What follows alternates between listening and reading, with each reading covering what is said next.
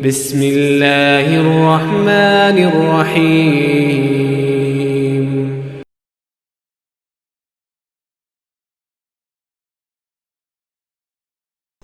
اعوذ باللہ من الشیطان الرجیم، بسم اللہ الرحمن الرحیم۔ انا انزلناہ فی لیلۃ القدر وما ادراک ما لیلۃ القدر، لیلۃ القدر خیر من الف شہر، تنزل الملائکۃ والروح فیہا بإذن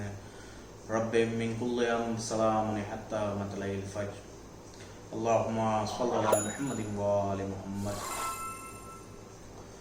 پروردگار عالم کا لاکھ لاکھ شکر ہے کہ اس نے شب قدر جیسی نعمت سے ہم لوگوں کو نوازا ہے، اور واقعی یہ شب قدر وہ رات ہے کہ جس کی افضلیت کو بیان کرنے کے لیے خود پروردگار عالم نے قرآن مجید میں ذکر فرمایا ہے، اور یہاں تک نہیں بلکہ خود پروردگار عالم نے اس کی افضلیت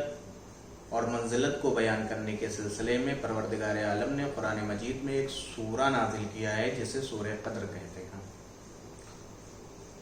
اور اس کے بعد بس یہیں تک اس کی فضیلت کو پروردگار عالم نے بیان نہیں کیا، بلکہ دوسروں قرآن مجید کی دوسرے سورے میں بھی فضیلت شب قدر کے سلسلے سے پروردگار عالم نے گفتگو کری ہے۔ جیسے سورہ دخان کی شروع کی 6 آیتوں میں پروردگار عالم نے افضلیت اور منزلت شب قدر کے بارے میں گفتگو فرمائی، اور اس کے بعد خود پیغمبر اکرم شب قدر کے سلسلے سے فرماتے ہیں کہ شب قدر کو تمام راتوں کا سردار قرار دیا گیا ہے، جس طرح ماہ رمضان المبارک تمام مہینوں کا سردار ہے، اسی طریقے سے شب قدر جو ہے وہ تمام راتوں کی سردار ہے۔ اور شب قدر کے سلسلے سے پھر پیغمبر اکرم فرماتے ہیں کہ شب قدر پورے سال کی سب سے افضل اور برتر راتوں میں سے ہے، اور پروردگار عالم کا یہ لطف ہے مسلمانوں کے اوپر کہ پروردگار عالم نے مسلمانوں کو شب قدر جیسی نعمتوں سے نوازا ہے، بلکہ گزشتہ امتیں اس نعمت سے محروم تھیں اور ان کے پاس شب قدر جیسی نعمت نہیں تھی۔ اور پھر امام جعفر صادق علیہ السلام شب قدر کے حوالے سے فرماتے ہیں کہ بہترین مہینہ رمضان کا مہینہ ہے، اور رمضان کا مہینہ بہترین مہینہ ہے، اور رمضان کا جو دل ہے وہ شب قدر ہے۔ اور اس کے بعد امام آگے بڑھتے ہیں،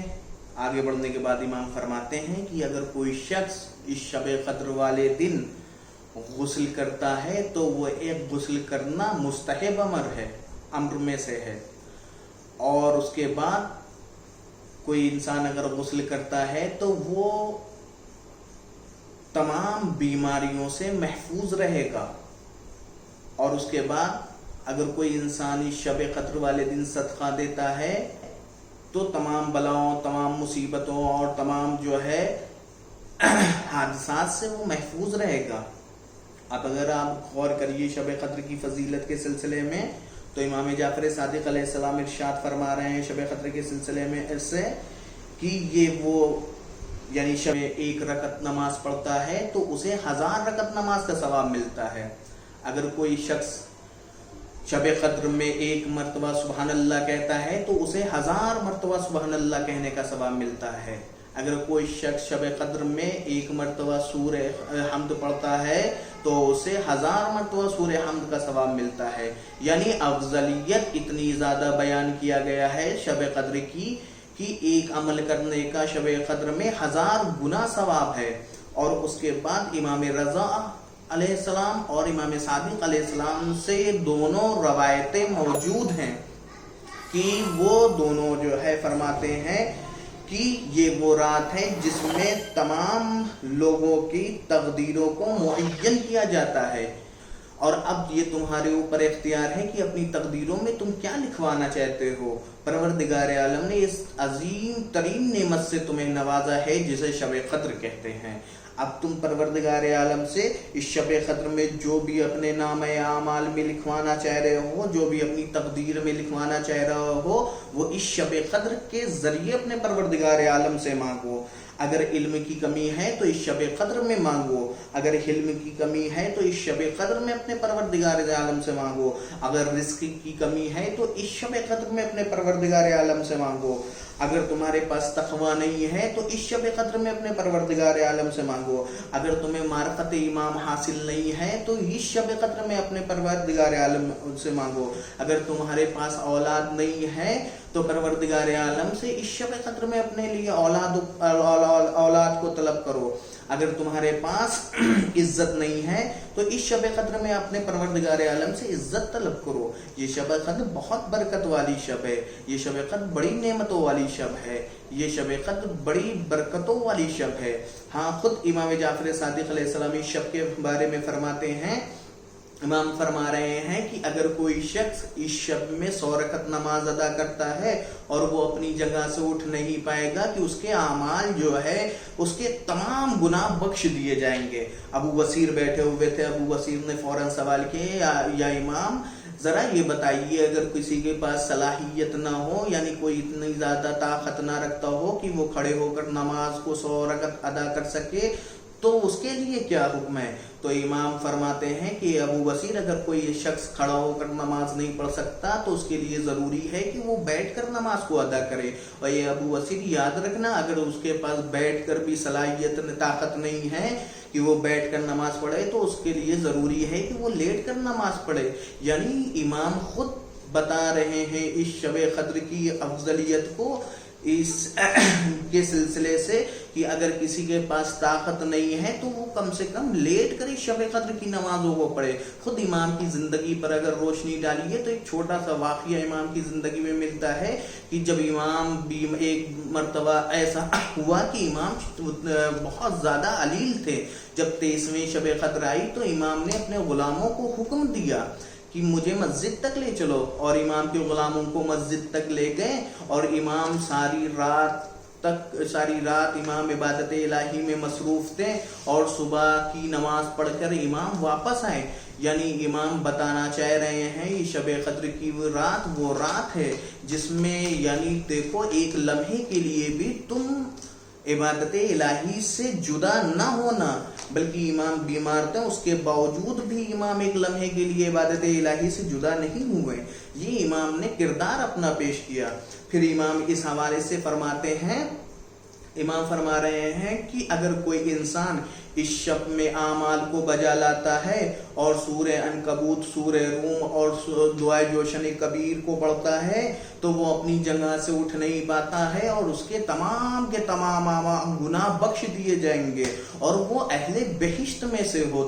ہوگا۔ اور اس کے بعد امام زین العابدین علیہ السلام اس شب کے حوالے سے فرماتے ہیں کہ سب سے مجرب عمل اس شب کا یہ ہے کہ انسان جو ہے وہ استغفار کرے، اور جتنا ممکن ہو وہ استغفار کرے۔ امام زین العابدین علیہ السلام پھر فرماتے ہیں کہ ملعون ہے وہ شخص جو اس شب اپنے لیے مغفرت اپنے بار الہ سے طلب نہ کر سکے۔ اور اس کے بعد امام زین العابدین پھر فرماتے ہیں کہ دوسرا عمل اس شب کا بہترین عمل ہے کہ اپنے بار الہ سے دعائیں طلب کرو۔ دعائیں کس کے لیے طلب کرو؟ اپنے علم کے لیے دعائیں طلب کرو، اپنے والدین کے لیے دعائیں طلب کرو، اپنے اعزاء و اقارب کے لیے